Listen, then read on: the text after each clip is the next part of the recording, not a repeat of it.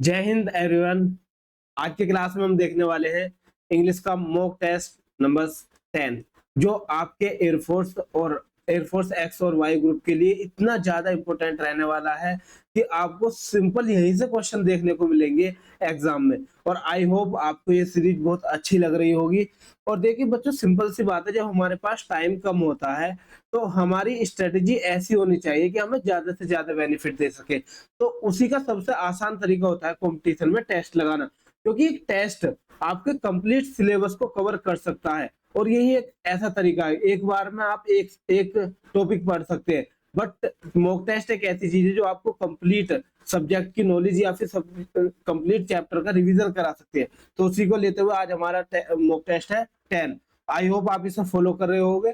और यदि आपको इन टेस्ट की पीडीएफ चाहिए तो हमारे टेलीग्राम चैनल को ज्वाइन कर लीजिए, जहां पर आपको इनकी पीडीएफ अवेलेबल होगी। और आप एक काम क्या करना कि मैं आपको सॉल्यूशन कराने से पहले पीडीएफ सेंड कर देता हूँ, तो आप सेल्फ से खुद से इन टेस्टों को लगाया कीजिए, उसके बाद सॉल्यूशन देखा कीजिए, ताकि ज्यादा से ज्यादा फायदा हो सके। तो आज के टेस्ट के लिए बेस्ट ऑफ लक, चलते हैं। और जिस बच्चे ने नहीं किया वो क्या करेगा कि वीडियो को पॉज करेगा, उसके बाद उसका जवाब, उस क्वेश्चन का जवाब लिखेगा अपने कॉपी में, और फिर सॉल्यूशन देखेगा। सही हुआ तो सही नंबर, और गलत हुआ तो गलत नंबर। ऐसे करना, आप अपने अपना भी टेस्ट असेस कर सकते हैं। और यदि आप मेरे साथ पर्सनल मेंटरशिप में ऐड होना चाहते हैं तो मैं आपको अभी वीडियो के लास्ट में बताने वाला हूं कि आप किस तरीके से free of cost personal mentorship में रहेंगे, जहां पर मैं आपको आपके सब्जेक्ट के अकॉर्डिंग, आपके एग्जाम के अकॉर्डिंग पीडीएफ प्रोवाइड कराने वाला हूं, कंटेंट प्रोवाइड कराने वाला हूं। तो चलिए बच्चों, चलते हैं आज की इस सेशन में और फर्स्ट क्वेश्चन देखेंगे। फर्स्ट क्वेश्चन है हमारा आर्टिकल बेस्ड, और ये बिल्कुल सेम पैटर्न पर आपको एग्जाम में मिलने वाले हैं, जहां पर आप सिर्फ ऐसे ही एज्यूम करोगे, अरे यार ऐसे तो सर ने भी कराए थे, और सेम क्वेश्चन ना मिल जाए, बस ये याद रखना, बिल्कुल मिलेंगे। तो ये एक्सपीरियंस के साथ कह रहा हूं मैं। देखिए फर्स्ट क्वेश्चन है हमारा, who is dash king here. अब देखिए बच्चों, ए और एन तो मतलब काउंटेबल नाउन के वन को रिप्रेजेंट करने के लिए आता है, और कोई एनी है, एनी वन किसी अनजान के बारे में बात करता है, इनडेफिनेट आर्टिकल बस। लेकिन यहाँ पर यदि हेयर यहाँ का कोई किंग है तो वो स्पेसिफिक है, तो इसलिए यहाँ पर आएगा द। तो who is the king here. Next question, choose the suitable preposition, fill in blanks. अब हमें सुटेबल प्रीपोजिशन बताने के ब्लैंक में कौन सी प्रीपोजिशन बिल्कुल सही होगी सेंटेंस के अकॉर्डिंग। तो पढ़िए पढ़िए बच्चों, क्या है, he does not act according dash my instructions. तो अब आप बिल्कुल जानते होंगे, यदि कॉम्पिटिशन में हो और आपने थोड़ी बहुत भी इंग्लिश पढ़ी है तो अकॉर्डिंग के बाद टू आता है, तो बिल्कुल सही बात है प्रीपोजिशन। मैं फिर इस प्रीपोजिशन की क्लास लेकर आने वाला हूँ, आप मुझे कमेंट बॉक्स में अपने विचार जरूर दीजिए कि कितनी लेकर आनी चाहिए, कि 50 प्रीपोजिशन, 100 प्रीपोजिशन, या फिर 200। तो आप मुझे सजेस्ट कर सकते हैं। Third question, Rakesh differs dash Mohan on his point. तो आप क्या कहोगे, फ्रॉम, डिफर फ्रॉम। नहीं बच्चों, देखो डिफर फ्रॉम का मतलब होता है समवन, समथिंग, किसी चीज से समथिंग, किसी चीज से डिफर फ्रॉम होता होना। बट किसी पर्सन की बात करें तो डिफर विद आएगा, डिफर विद समवन, समवन। तो यहाँ पर डिफर विद सेकंड ऑप्शन बिल्कुल सही होगा। Fourth question, choose the use of comparative degree strong. अब हमें स्ट्रॉन्ग की कंपैरेटिव डिग्री बतानी है। हमारा क्वेश्चन है, ही एज स्ट्रॉन्ग एज हरक्यूल्स। देखिए, अब हमें जब उसमें कंपैरेटिव डिग्री में जाना होता है तो हम मीनिंग नहीं बदल सकते, मीनिंग बदलना नहीं चाहिए। तो यहाँ पर पॉजिटिव है और नोट नहीं है, तो कंपैरेटिव में नोट आ जाएगा। तो ये देखिए, यहाँ पर नहीं है, यहाँ नहीं है, और इसमें है और इसमें है। तो देखिए, Hercules was not as strong as he, और Hercules was not stronger than. अब स्ट्रोंगर देन तो कंपैरेटिव डिग्री होता है ना, तो बस यही आंसर होगा हमारा।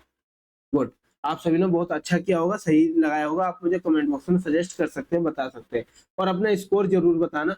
मैं भी देखना चाहूंगा कि टेस्ट में कितने बनने हैं, और फिर मैं आपके लिए लेवल हाई करूंगा थोड़ा थोड़ा। और हमारा टारगेट है कि 30 प्लस हमारे मॉक टेस्ट हो जाए हमारे एग्जाम तक। देखिए fifth question, can you pay him in cash. He said to me. अब देखिए यहाँ पर है पास्ट, तो पास्ट में कैन का कुड हो जाएगा, कैन का कुड हो जाएगा। तो आस्क्ड बिल्कुल सही है, आस्क्ड।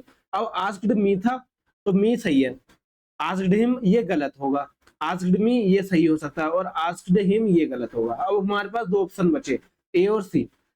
इफ आई कुड या ही कुड, अब देखो वो मुझसे बोल रहा है, उसने मुझसे कहा है, तो यहाँ पर यू की जगह आई आना चाहिए, तो ही नहीं आएगा, यहाँ थर्ड ऑप्शन बिल्कुल सही होगा। बात आई समझ में? चलिए sixth question, choose the correct passive voice, या पैसिव या एक्टिव वॉइस कुछ भी पूछ सकता है। आपको पैसिव वॉइस गिवन होगा, एक्टिव पूछा जाएगा, एक्टिव गिवन होगा, पैसिव पूछा जाएगा। सिक्स्थ क्वेश्चन है, why are the class teachers being called by the headmaster. अब हमें इसका एक्टिव बताना होगा, और यदि बच्चों यदि आपको एक्टिव पैसिव की बिल्कुल कंप्लीट टॉप 100 वो चाहिए क्लास, तो हमारे इसी चैनल पर टॉप 100 प्ले लिस्ट है, तो उसमें आप देख सकते हैं और 40 से 50 मिनट में उस चीज को कवर कर सकते हैं। जितने भी डाउट हैं आपके सब कंप्लीट हो जाएंगे इसी क्लास से। तो क्वेश्चन अब हमारा देखिए, हमारा आर बीइंग आया, तो आर कितना प्रेजेंट में, तो हमारा एक्टिव भी प्रेजेंट में रहना चाहिए, तो हैज नहीं होगा, हैड नहीं होगा, और वाज नहीं होगा, तो क्या होगा? इज। तो why is the headmaster, headmaster singular इसलिए इज आया, calling the class teachers. Clear है? सेवंथ क्वेश्चन, अब हमें एरर बतानी है, कॉमन एरर, किसमें किस पार्ट में कॉमन एरर है इसमें ग्रामेटिकल, और नहीं है तो हम नो एरर लगा सकते हैं। When we reached there were nobody in the house. अब यहाँ पर देखिए, जो ये देयर होता है ना, ये सिंगुलर भी होता है और प्लूरल भी होता है, सिंगुलर भी होता है और प्लूरल भी होता है, बट डिपेंड किस पर करता है? ये डिपेंड करता है आगे आने वाले इस नाम। तो यहाँ पर नोबडी है, तो नोबडी होता है सिंगुलर, तो इस वजह से यहाँ पर वर्ड नहीं आएगा, वाज आएगा। तो हमारी एरर थी सेकंड पार्ट में। तो मैं आपको इंप्रूवमेंट बता रहा हूँ, ये नहीं है कि सिर्फ एरर बताकर छोड़ दे कि इस पोर्शन में एरर है, क्या है और क्या आ सकता है वो भी मैं आपको बताता हुआ चलूं, क्योंकि आगे किसी भी क्वेश्चन में ये आ सकता है। The two brothers were quarrying, अब यहाँ पर प्लूरल था तो वर ठीक है, क्वेरलिंग विद वन अनोदर। अब यहाँ पर सुनिए बच्चों, वन अनोदर जो होता है, वन अनोदर, वो दो से ज्यादा पर्सन्स के लिए यूज होता है। जैसा बहुत सारे दोस्त होते हैं, मतलब दो से ज्यादा है ना, 3 बंदे भी हैं, तो उनके लिए वन अनोदर का यूज होता है, बट हमारे दो के लिए होता है ईच अदर, ईच अदर, तो ये होता है दो के लिए। अब 9th क्वेश्चन देखते हैं, this is man who picked up the pocket. अब जो मैन था, क्या वो स्पेसिफिक हो गया कि जिसने पॉकेट पिक की थी? हाँ बिल्कुल, तो इससे पहले द आर्टिकल आएगा, तो ही इज द मैन।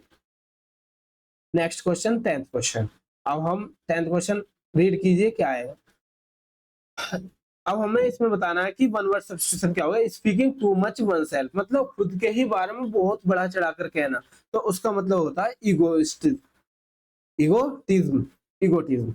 अब इक्विवोकल क्या होता है? इक्विवोकल होता है गोलमोल बातें करने वाला, गोलमोल बातें करने वाला, बातें। ठीक है बच्चों। उसके बाद हाइपोक्राइट, ये हाइपोक्राइट ये होता है पाखंडी, दिखाने वाला, या फिर होता कुछ और है दिखाता कुछ और है, तो पाखंडी कह सकते हैं। और बोस्टफुल, ये भी थोड़ा थोड़ा डींगे हाँकने वाला होता है, डींगे हाँकने वाला, है ना, अपने बड़ाई करना। तो सबसे बेस्ट सुटेबल वर्ड होगा इगोटिज्म। 11th क्वेश्चन, हमें बताना क्या आएगा। I have dash the right career. अब मैंने अभी आपके लिए एरर की टॉप 111 वीडियो अपलोड की थी, जिसमें एरर्स कराई थी, और उसमें बहुत अच्छे तरीके से एक्सप्लेन किए हैं हर एरर को। तो यहाँ देखिए, जहां भी हैव होगा, हैज होगा, या फिर हैड होगा, तो उसके बाद आती है वर्ब की थर्ड फॉर्म, चाहे वो बीन आए या फिर वर्ब की थर्ड फॉर्म में आए, तो बीन भी वर्ब की थर्ड फॉर्म ही होती है। तो अब हम चूज तो लगा नहीं सकते क्योंकि ये फर्स्ट फॉर्म है। चूजन ये स्पेलिंग गलत है, चूजन ये स्पेलिंग गलत है, तो हमारी सही स्पेलिंग है third form chosen. Next 12 question, see dash the letter yesterday. अब आपकी पढ़ाई कैसे चली है बच्चों, मुझे कमेंट बॉक्स में बताना, और मैं आपके लिए एक डिस्कशन क्लास भी लेकर आऊंगा, जहां मैं आपसे बात कर लूंगा कि हाँ कहाँ कहाँ आपको डाउट आ रहे हैं। तो आप अपने मेंटर, टीचर या कुछ भी मुझे बड़ा भाई मानकर अपने जितने भी क्वेरी है आप लिख सकते हैं, क्योंकि आपकी तैयारी कराना मेरी प्राथमिकता है। तो मैं किसी चीज में आपको गाइड कर सकता हूँ। मैंने खुद रैंक हासिल करी है 236, मतलब 326, मतलब 326। वो कैसे करी वो सब मैं आपको एक्सप्लेन करूंगा, और उसी का तो एक्सपीरियंस है।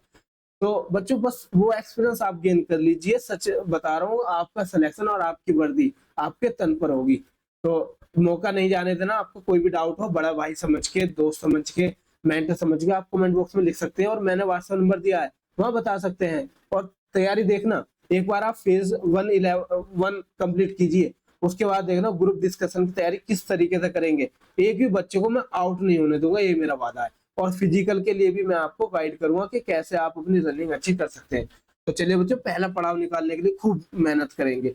सी डैश द लेटर यस्टरडे। अब यस्टरडे आ गया, मैंने आपको एक्सप्लेन कर रखा, जहां भी यस्टरडे आएगा उससे वो पास्ट, सिंपल पास्ट में टेंस बनेगा, या फिर वर्ब की सेकंड फॉर्म आएगी। तो पोस्ट नहीं होगा, विल पोस्ट नहीं होगा, हैज पोस्ट नहीं होगा, तो क्या होगा, पोस्टेड होगा। डन। चलिए, choose the correct opposite of the word. Word का अपोजिट बताना है हमें, और वर्ड है हमारा आर्टिफिशियल। आर्टिफिशियल का मतलब होता है मैन मेड। मैन मेड मतलब जो बनाया जाए, सिंथेटिक, जो नेचुरल ना हो। तो यहाँ पर जो अपोजिट मीनिंग आएगा वो आएगा नेचुरल। अब मैन मेड तो इसी का सिनोनिम हो गया, इमेजिनरी काल्पनिक हो जाएगा। और dig out from the earth, देखिए dig out from the earth हर कोई नेचुरल होता है, बिल्कुल सही बात है, बट इसके अलावा भी तो नेचुरल होती हैं चीजें, तो इसलिए हम वर्ड यूज करेंगे natural. 14th question, emerge. Emerge का मतलब होता है बच्चों उगना, उगना, उठना, और उभरना, राइज करना, इंक्रीज करना, है ना, बढ़ना, आगे प्रोसीड करना, तो ये कहलाता है इमर्ज। और इसका एंटोनिम्स क्या आ जाएगा, सिंक। सिंक का मतलब होता है दबना, दबना, ढलना, उसके सेंस में साइन, ये इसका सिनोनिम हो जाएगा, इसका सिनोनिम। और सप्रेस, ये होगा सप्रेस। सप्रेस का मतलब होता है दबाना। तो दबाना और दबने में डिफरेंस है, इसलिए हमने सिंक का यूज करा। साउंड आप जानते हैं, तो वो कैब को अच्छे तरीके से याद कीजिए।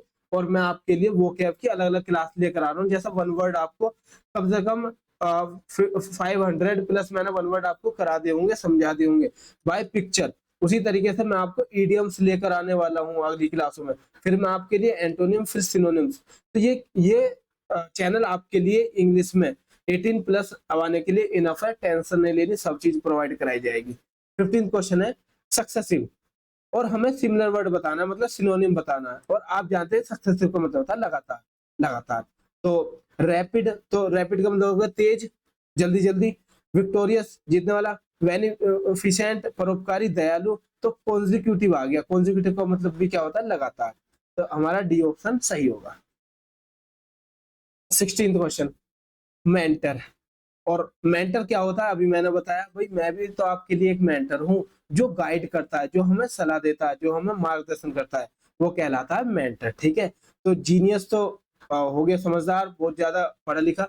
स्टाइलिस्ट आप जानते हैं, और फिलोसफर, दार्शनिक।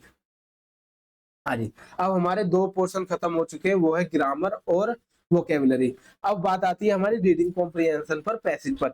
ये आपको स्टार्टिंग में भी देखने को मिल जाता है, लास्ट में भी। मैं लास्ट में इसलिए कराता हूँ ताकि जो बच्चे अदर मतलब समझ सके, आसानी से एक्सप्लेन कर सके, हमारे ऊपर कोई बर्डन ना हो।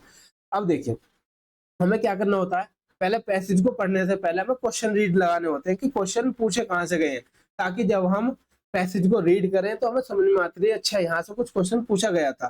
तो इसलिए हम रीड करते हैं first of all given questions को।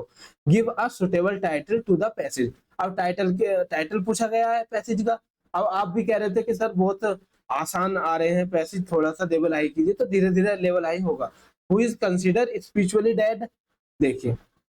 उसके बाद 19th है, an unpatriotic person does not feel pride when he.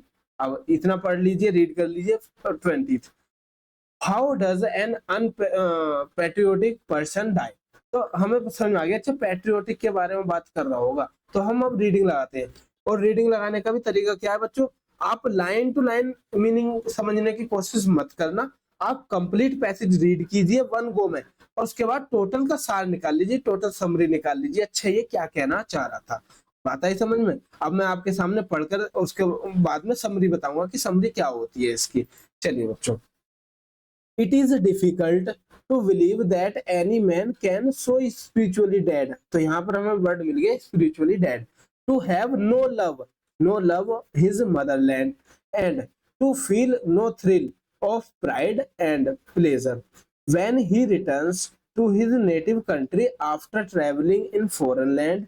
But if such an unpatriotic person does exist, take careful note of his career, and you will find that he will never inspire poets to celebrate him in deathless song. He may be a man of high rank, of noble family, and riches beyond the dreams of avarice. But all these great advantage will not save him from oblivion. In spite के बाद of आता है बच्चों, them all he will win no fame during his lifetime, and when he does he will die in double sense. अब हमें double sense मिल गया। अब ये क्या कहना चाह रहा था पैसेज वो समझने की कोशिश कीजिए बच्चों। यहाँ पर कह रहा था कि जो अपने मदरलैंड से प्यार नहीं करते, पीरियोडिक वो पैट्रियोटिक होते हैं बच्चों, जो हम देश प्रेमी होते हैं, देश से प्यार करते हैं, और अनपैट्रियोटिक होते हैं जो देशभक्त नहीं होते। तो वो देशभक्त नहीं होते उनके बारे में बात की गई है कि जब वो बाहर से कंट्री से घूम कर आते तो अपनी कंट्री में कोई प्राइड फील नहीं करते, कोई लव फील नहीं करते। उसके बाद वो कितने भी नोबल फैमिली से आए तो वो चीज नहीं गेन कर सकते जो एक देश से प्रेम करने वाला गेन कर सकता है, और वो उसकी जो डेथ होगी वो डबल सेंस में होगी। और आप सभी को पता है हम सब क्या हैं, वतन के चाहने वाले, सिंपल। तभी तो हम वर्दी की चाहत में हम अपनी इस जवानी को खपा रहे हैं, और कल को जब हमारी जॉब लग जाएगी ना, हमारी वर्दी मिल जाएगी, तब भी हम देश को उतने ही लगन से प्रेम करते रहेंगे और देश सेवा करते रहेंगे। तो उसकी ऊपर है, वो हमारा फर्स्ट क्वेश्चन था, give a suitable title of the passage. अब टाइटल क्या है, तो टाइटल एक वर्ड में बताना होता है कि ये पूरा पैसेज किसके ऊपर लाई कर रहा है, spiritual dead man, patriot, poet या ट्रेटर। तो ये कर रहा है ट्रेटर पर, क्योंकि ट्रेटर होता है गद्दार, गद्दार का मतलब है अनपैट्रियोट, ठीक है। चलिए 18th question, who is considered spiritually dead. अब किसे स्पिरिचुअली डेड माना गया है, पैट्रियोटिक पर्सन को नहीं जी, हेटर ऑफ नेटिव लैंड को नहीं, फिलैंथ्रोपिस्ट को नहीं, यहाँ पर है अनपैट्रियोटिक पर्सन को। क्लियर। चलिए अब हम देखते हैं 19th क्वेश्चन। एंड देखिए बच्चों इसी से रिलेटिव आएंगे, कोई दिक्कत नहीं, 2 आसान आ जाएंगे, 2 हार्ड आ जाएंगे, या फिर 3 आसान आते हैं, 1 थोड़ा सा हार्ड आता है, तो वेरी करता रहेगा। An unpatriotic person does not feel pride when he goes to foreign land, नहीं, settle in foreign land, foreign country, नहीं, लिव्स इन अ विलेज, नहीं, क्या आएगा, रिटर्न फ्रॉम फॉरेन लैंड्स। बात है समझ में। चलिए 20th क्वेश्चन। उसके बाद में यदि आपको कुछ डाउट रहता तो आप कमेंट बॉक्स में बताएं मुझे, कोई बात नहीं है, हम आपको सॉल्यूशन कराएंगे और सारी क्लास अवेलेबल कराएंगे। How does an unpatriotic person die, तो कैसे डाई होता है, हीरोइक डेथ नहीं, मिजरेबल डेथ नहीं, डबल डेथ हाँ जी हो सकता है, और सडन डेथ नहीं, तो इसका आंसर होगा सी, डबल डेथ। अब इतनी क्लियर हुई है। आई होप आपको ये क्लास बहुत अच्छी लगी होगी, टेस्ट बहुत अच्छा लगा होगा, और इन टेस्ट को फॉलो करने के लिए आप हमारे टेलीग्राम चैनल से जुड़ जाइए, जहां आपको इसकी पीडीएफ मिलती रहेगी। और ध्यान से इस बात को सुनिए, यदि आप यहाँ तक वीडियो देख रहे हो तो इसका मतलब आप एग्जाम के लिए इतने ज्यादा सीरियस हो, जो मुझे चाहिए, क्योंकि आपका सिलेक्शन फेज 1 में नहीं कराना मुझे, आपका ज्वाइनिंग लेटर लाकर आपको बेलगांव में भेज रहा है, वो मेरा पर्पज है। तो यदि आप मेरी मेंटरशिप से जुड़ना चाहते हैं फ्री ऑफ कॉस्ट, तो आप इस चैनल पर, इस नंबर पर मैसेज कीजिए, बताइए कि आप एक्स ग्रुप की तैयारी कर रहे हैं, वाई की कर रहे हैं, आप गर्ल है, बॉय है, उसके हिसाब से आपको ग्रुप में ऐड किया जाएगा। वहां पर प्रॉपर गाइडेंस और डांट कर पढ़ाई कराई जाएगी, बिल्कुल ऑनलाइन में ऑफलाइन का मजा, ऑनलाइन में ऑफलाइन का मजा। बाकी आप हमारी पीडीएफ वगैरह चाहते हैं तो हमारे टेलीग्राम चैनल को ज्वाइन कर सकते हैं। अब इस चैनल को भी सब्सक्राइब कर लीजिए ताकि आपको आने वाली नोटिफिकेशन मिलती रहे। अब हम चलते हैं बच्चों, मिलेंगे नेक्स्ट टेस्ट में, तब तक के लिए धन्यवाद, जय हिंद।